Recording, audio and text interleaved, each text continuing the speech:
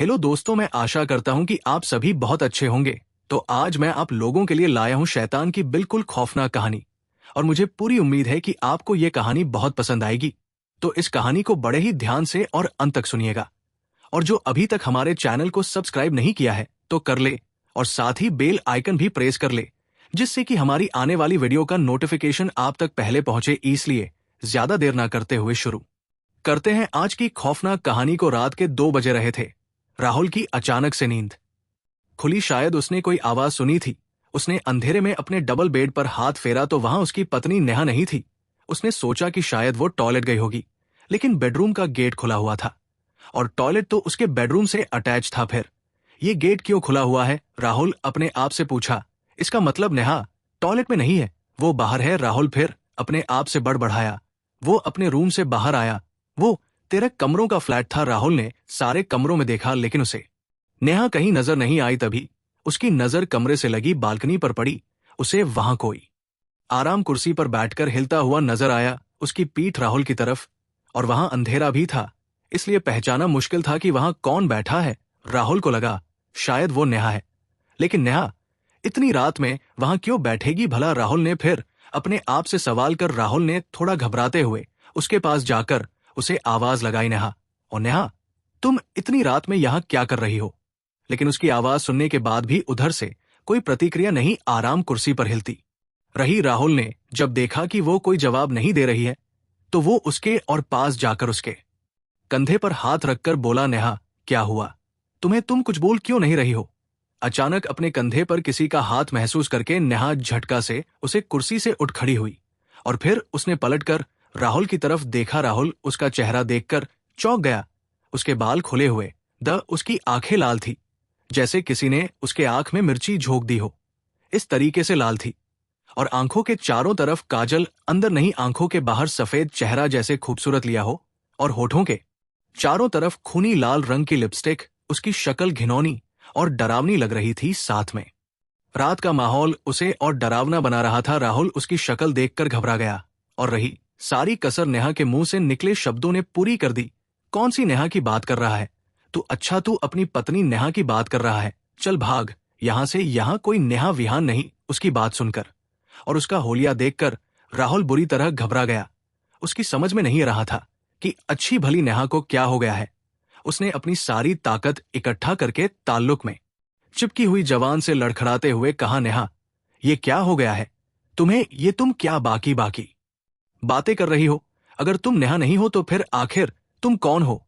उसकी बात सुनकर नेहा की आंखें गुस्से से और ज्यादा लाल हो गई और फिर वो लगभग गरजते हुए बोली, हरामजादे, मैं नेहा नहीं, उसकी बहन निधि हूं। तूने नेहा से शादी करके उसकी जिंदगी बर्बाद कर दी है। वो बेचारी मेरे पास आई थी और रो रो कर अपनी तकलीफ बता रही थी कि तूने कैसे उसका जीना हरम कर रखा है। वो तुझसे छुटकारा पाना चाहती है और मैं उसे छुटकारा दिलाकर रहूंगी। और इतना बोलकर वो कूद कर उसे पर झपट पड़ी। उसने राहुल की गार्डन पकड़ ली और फिर वो उसका गला दबाने लगी और साथ में बोली, मैं तुझे जिंदा नहीं छोड़ूंगी। राहुल को नेहा से ये उम्मीद नहीं थी कि वो अचानक उसे पर हमला कर देगी। वो इसके लिए तैयार नहीं था, इसलिए वो अपने को बचा नहीं पाया। नेहा उसकी गार्डन पूरी ताकत से ढाबा रही थी और वो अपनी पूरी ताकत लगाकर भी उसकी पकड़ से छूट नहीं कर रहा था। उसे ऐसा लग रहा था जैसे कोई अनजानी ताकत उसके अंदर आ गई हो। बड़ी मुश्किल से राहुल ने दबी हुई गार्डन से बोलने की कोशिश की, नेहा नेहा तुम क्या कर रही हो? तुम निधि कैसे हो सकती हो? निधि को तो मारे हुए 7 साल हो चुके हैं। प्लीज नेहा होश में आओ, मैं तुम्हारा पति राहुल हूं। तुम अपने पति को मार डालोगी क्या? राहुल की बात सुनकर नेहा को पता नहीं क्या हुआ कि उसकी पकड़ ढीली पड़ने लगी और फिर वो अचानक बेहोश होकर नीचे गिर पड़ी। अपनी गार्डन से नेहा की पकड़ हटते ही राहुल ने खंसते हुए लंबी लंबी सांसें ली और फिर थोड़ी देर बाद जब वो नॉर्मल हुआ तो उसकी नजर सामने बेहोश पड़ी नेहा पर पड़ी। उसने डरते डरते नेहा को गोद में उठाया और फिर उसे बेडरूम लाकर आराम से बेड पर लेटा दिया और फिर सोचने लगा कि इसे अचानक क्या हो गया, इसके ऊपर आ गई थी। वो सोचने लगा कि इतनी रात में मैं क्या करूं? उसकी नींद गायब हो चुकी थी और फिर वो वही बैठकर सुबह होने का इंतजार करने लगा। अरे आप वहां चेयर पर सो रहे हैं रात को, तो आप इस बेड पर ही सोए। 10 सुबह आंख खोलने पर नेहा ने अपने पति राहुल को चेयर पर सोता देख अचंभित होते हुए पूछा। नेहा की आवाज सुनकर राहुल बढ़ाकर उठा और नेहा को आंखें। अरे आप कुछ बोलते क्यों नहीं? ऐसे आंखें फाड़ के क्या एक तक घूर जा रहे हैं? मुझे नेहा को उसकी हरकत कुछ अजीब सी लगी। तुम्हें रात का क्या कुछ भी याद नहीं? राहुल ने डर के साथ उससे पूछा। तुम कहना क्या चाहते हो? मेरी समझ में तो कुछ भी नहीं आ रहा। नेहा की आंखें हैरत से फैली जा रही थी। नेहा को समझते ना देखकर राहुल ने उसे रात की सारी बात विस्तार से बता दी। राहुल की बात सुनकर नेहा ने उसका चेहरा ऐसे देखा जैसे उसने कोई एलियन देख लिया हो। उसे अपनी तरफ ऐसा देखता हुआ देखकर राहुल ने उसका हाथ पकड़कर उसे आईने के सामने खड़ा कर दिया। नेहा का चेहरा आप भी वैसे ही डरावना था जैसे रात में था। नेहा अपने चेहरे को देखकर खुद ही डर गई और चीख के आईने के सामने से है गई। अब उसे भी राहुल की बात पर यकीन सा होने लगा था और फिर यकीन होने पर वह रोने लगी और साथ ही बढ़ाने लगी। ये मुझे क्या हो गया है? अब मैं क्या करूंगी? राहुल कहीं तुम मुझे छोड़कर तो नहीं जाओगे? उसको इस तरह रोता देख राहुल ने उसको अपनी बाहों में कैद कर लिया और प्यार से उसके सर पर हाथ फेर कर बोला, अरे यार तुम कैसी बात कर रही हो? भला मैं तुम्हें कभी अपने से अलग कर सकता हूं? तुम परेशान मत हो। हम आज ही किसी अच्छे डॉक्टर के पास चलते हैं। देखना तुम बहुत ही जल्द ठीक हो जाओगी। अच्छा अब तुम जल्दी से तैयार हो जाओ और मैं भी ऑफिस में छुट्टी के लिए फोन कर देता हूं। थोड़ी देर के बाद ही वो दोनों शहर के मशहूर डॉक्टर के सामने राहुल ने डॉक्टर के सामने रात में घाटी घटना पूरी विस्तार से बता दी। थोड़ी देर तक चुप रहने के बाद डॉक्टर ने कुछ बोलने से पहले नेहा को अपने केबिन से बाहर बैठने का इशारा किया। उसका इशारा समझकर नेहा ने राहुल की तरफ देखा जैसे पूछ रही हो कि वो अब क्या करे। राहुल ने नेहा से कहा, कोई बात नहीं, तुम बाहर वेट करो, मैं भी डॉक्टर साहब से बात करके आता हूं। उसकी बात सुनकर नेहा चाहते हुए भी बाहर चली गई। हाँ तो राहुल जी ये बताएं कि आपकी शादी को कितना समय हो गया है और क्या इस तरह की कोई घटना पहले भी हुई है? डॉक्टर साहब हमारी शादी को 7 महीने हो चुके हैं और ये रात वाली घटना पहली बार ही हुई है। देखिए मुझे लगता है कि नेहा के दिमाग पर अपनी बहन के मरने का सदमा कुछ ज्यादा ही गहरा बैठ गया है और उसी की वजह से ये स्प्लिट पर्सनैलिटी का शिकार हो गई है। इसके सोने के बाद इसका अवचेतन मैन इस पर हावी होकर इसे निधि बना देता है। आपको ज्यादा चिंता करने की जरूरत नहीं है, मेरे इलाज से ये जल्दी ही ठीक हो जाएगी। डॉक्टर साहब उसकी बीमारी उसके लिए या किसी और के लिए खतरनाक तो नहीं है? राहुल ने रात में अपने ऊपर हुए हमले को याद करके डॉक्टर से पूछा। उसकी बात सुनकर डॉक्टर मुस्कुराते हुए बोला, देखे फिलहाल तो खतरा है, ये अपना या फिर किसी दूसरे का भी नुकसान कर सकती है, लेकिन आप ज्यादा परेशान मत होइए। मैं जो मेडिसिन आपको दूंगा उनसे नेहा को आराम मिलेगा और रात में ये गहरी नींद में सोएगी। आप उठाओगे तब भी ये नहीं जागेगी। डॉक्टर की बात सुनकर राहुल काफी हद तक संतुष्ट हो गया और फिर वो वहां से मेडिसिन लेकर वापस अपने फ्लैट पर गया। जैसे आग लगने का पता धुएं से चलता है वैसे ही नेहा की बीमारी का पता पड़ोस पड़ोस में सबको चल गया और वे उससे बात करने से घबराने लगे। नेहा बेचारी सारे दिन घर में अकेली पड़ी रहती क्योंकि राहुल भी घर पर कब तक रुकता, उसे नौकरी जो करनी थी। इसी तरह एक दिन शाम को राहुल ऑफिस से शाम को 7 बजे घर लौटा। उसने फ्लैट की डोर बेल बजाई लेकिन गेट नहीं खुला। उसने थोड़ी देर वेट करके फिर से लगातार बेल बजाई लेकिन गेट फिर भी नहीं खुला। अब तक राहुल के दिल की धड़कन जोर जोर से धड़कने लगी। उसे लगा कि कोई अनहोनी ना हो गई हो और ये सोचकर वो फ्लैट के गेट को तोड़ने के लिए जोर जोर से लगातार लात मारने लगा। शोर सुनकर उसके पड़ोसी भी बाहर निकल आए। राहुल ने उन्हें सारी बात बता दी।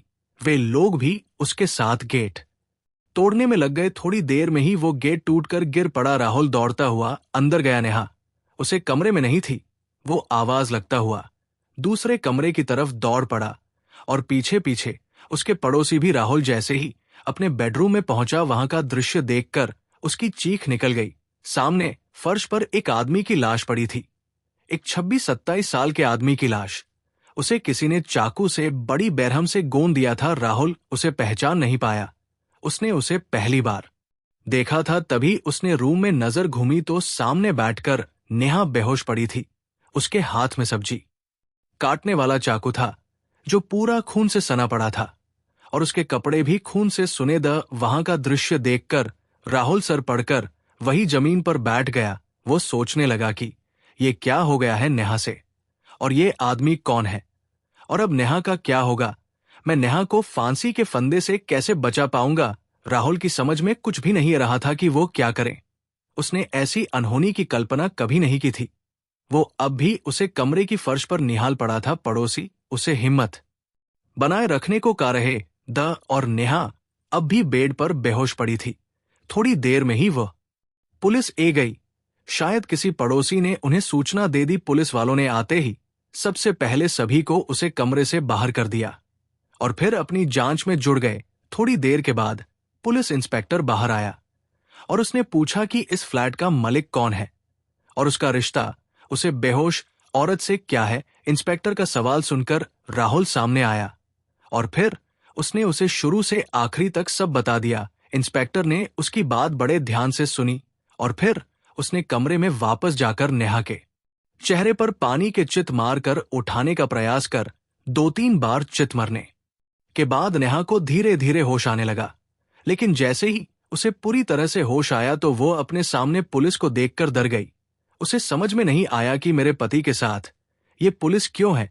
तभी उसकी निगाह अपने हाथ में पकड़े खून से सनी लड़ाकू पर पड़ी और साथ ही अपने कपड़ों पर लगे खून पर भी। वो एकदम से बुरी तरह घबरा गई और फिर उसने चाकू को सामने की तरफ फेंक दिया। वो चाकू सामने पड़ी लाश के पास जा गिरा। जैसे ही वहां चाकू गिरा तो नेहा की निगाह सामने पड़ी लाश पर पड़ी और लाश देखते ही उसकी चीख निकल गई। उसने जोर से राहुल को आवाज लगाई और फिर उससे लिपट गई। उसकी कुछ भी समझ में नहीं रहा था कि ये सब क्या है। उसकी हालत देखकर राहुल उसके लिए पानी ले आया और फिर उसने ये सारी घटना उसे बता दी कि कैसे वो ऑफिस से आया और फिर गेट तोड़कर अंदर आया और फिर ये सब कुछ देखा। नेहा को अब भी यकीन नहीं हो रहा था कि ये सब उसने कर होगा।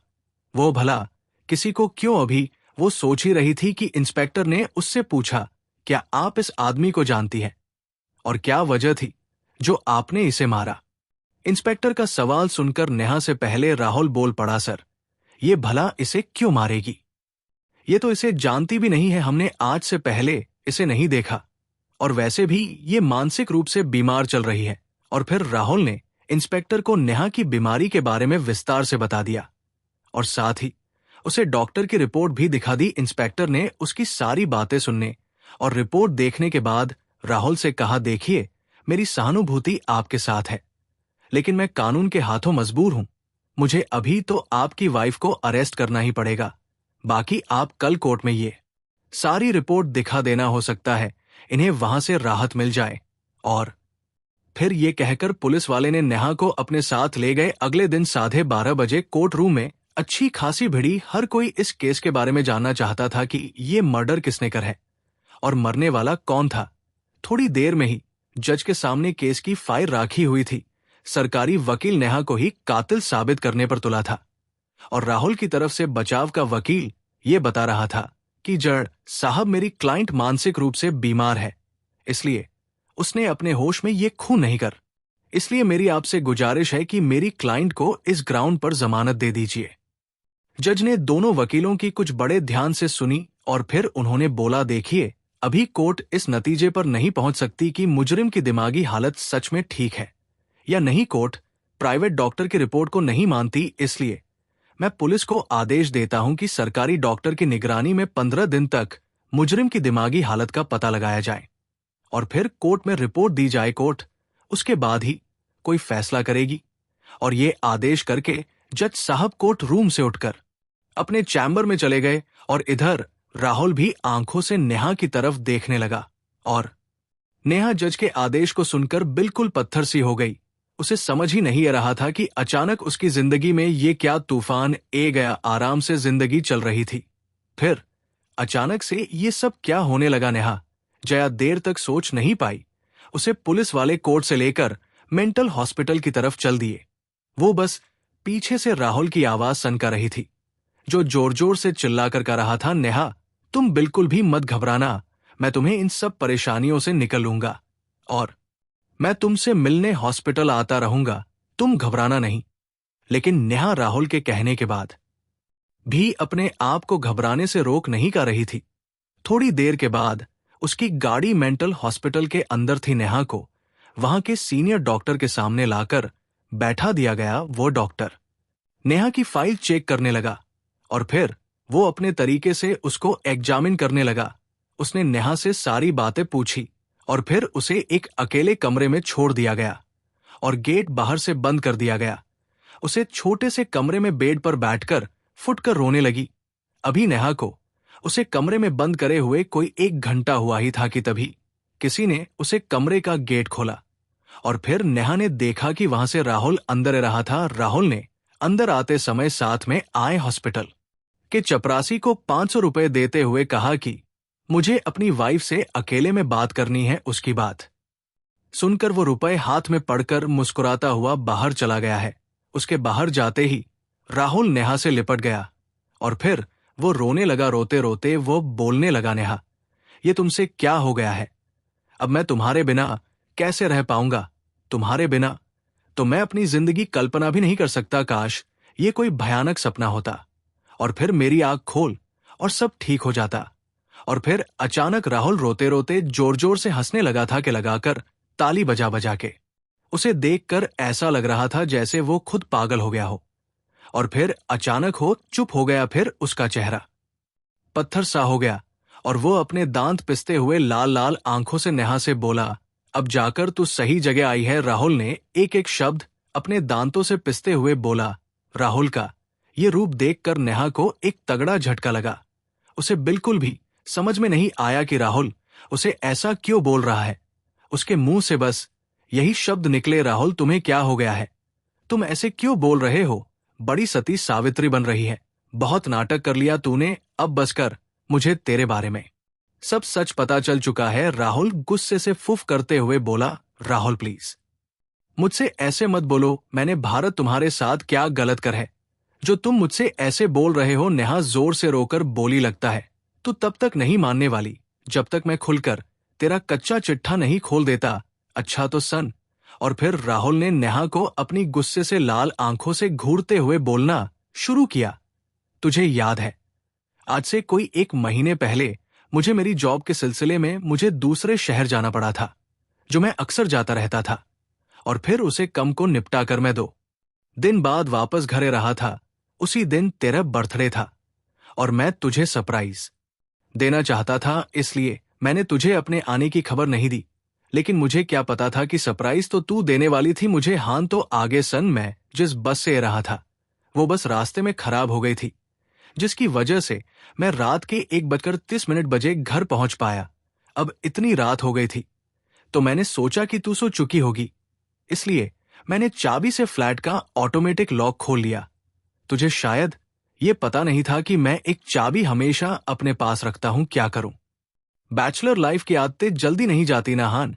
तो अब आगे सन जब मैं चाबी से फ्लैट का गेट खोलकर अंदर आया तो सारे फ्लैट में अंधेरा था सिवाय बेडरूम के। पहले तो मैं समझा कि शायद तूने अंधेरे में अकेले डर ना लगे इसलिए रूम की लाइट ऑन की थी, लेकिन मेरी गलतफहमी थोड़ी देर में ही दूर हो गई। जैसे ही मैं बेडरूम के पास आया तो मैंने कुछ आवाजें सुनी। पहले तो मैं समझा कि शायद तू टीवी देख रही है, लेकिन मेरा वो भ्रम भी जल्दी ही टूट गया। मैंने बेडरूम की होल से अंदर देखा तो तू किसी दूसरे आदमी के साथ थी। मैं वो दृश्य देखकर आसमान से आकर नीचे गिरा। मैं तो कर रहा था कि तुम दोनों का वही खून कर डन, लेकिन पता नहीं क्या हुआ कि मैं ये सब करने की हिम्मत बिना जूता पाया। फिर मैंने अपने आप को संभाला और फिर मैं दरवाजे से कान लगाकर तुम दोनों की बात सुनने लगा। और अगर उसे दिन मैंने तुम दोनों की बात ना सुनी होती तो मैं इस समय तेरे सामने जिंदा खड़ा ना होता। तुम दोनों कमीने मिलकर मेरे मर्डर का प्लान बना रहे थे तो कब का मुझे अपने कॉलेज टाइम के प्रेमी के साथ मिलकर ठिकाने लगा चुकी होती। लेकिन भला हो उसे बस वाले का जो खराब हो गई और मैं लेट हो गया। हान तो अब आगे सन की मैंने फिर क्या कर। मैंने जब तुम दोनों की सारी बातें सुन ली और फिर मुझे यकीन हो गया कि तू वो नहीं है जिसे मैं अग्नि के साथ फेरे लेकर लाया था, बल्कि तू तो और कोई है। बस फिर मैं जैसे आया था वैसे ही चुपचाप वापस चला आया और फिर वो रात मैंने एक होटल में कटी। फिर अगले दिन मैं घर वापस आ गया। मैंने तुझे कानू कान खबर नहीं लगने दी। बस मैं तुझसे सतर्क हो गया, ऐसा सतर्क जिससे तुझे कोई शक ना हो।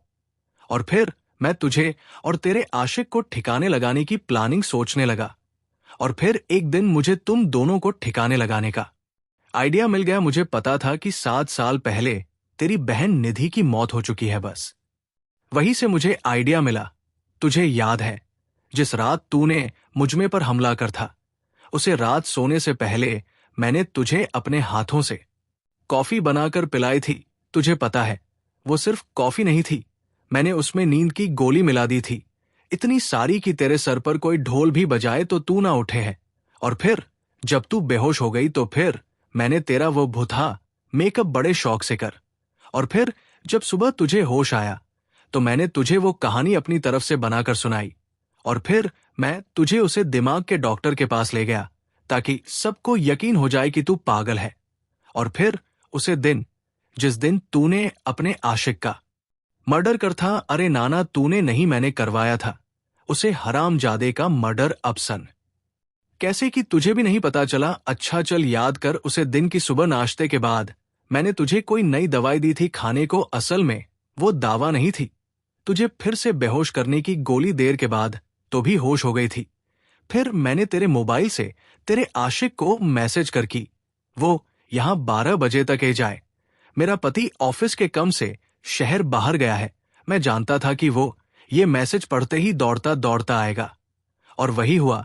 मैं ये जानता था कि अगर मैं अपने हाथों से उसे मारूंगा तो मैं फंस जाऊंगा, इसलिए मैं टाइम से ऑफिस चला गया और तेरे आशिक के मर डर का कॉन्ट्रैक्ट मैंने एक पेशावर को सौंप दिया। उसे मैंने सब समझा दिया था कि उसे कैसे मारना है और कैसे तुझे फंसाना है।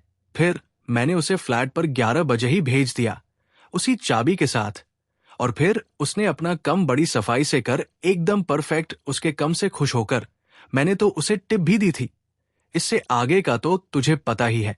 और अब आई तेरी बारी। अगर मैं तुझे वहां फ्लैट पर मरवा देता तो मैं जरूर फंसता, इसलिए मैंने तुझे तब नहीं मरवाया। तू तो अब मारेगी यहां इस पागल खाने में, और वो भी आत्महत्या करके। मुझे उसे कॉन्ट्रैक्ट किलर का कम इतना पसंद आया कि मैंने उसे एक और कॉन्ट्रैक्ट दे दिया। तेरी आत्महत्या का कॉन्ट्रैक्ट तो वैसे भी कानून की नजर में पागल है, और तू तो जानती ही है कि पागल कुछ भी कर सकता है, आत्महत्या भी। मैंने इस पागल खाने के कुछ लोगों को खरीद लिया है, वो भी तुझे इस पापी संसार से मुक्त दिलाने में मदद करेंगे।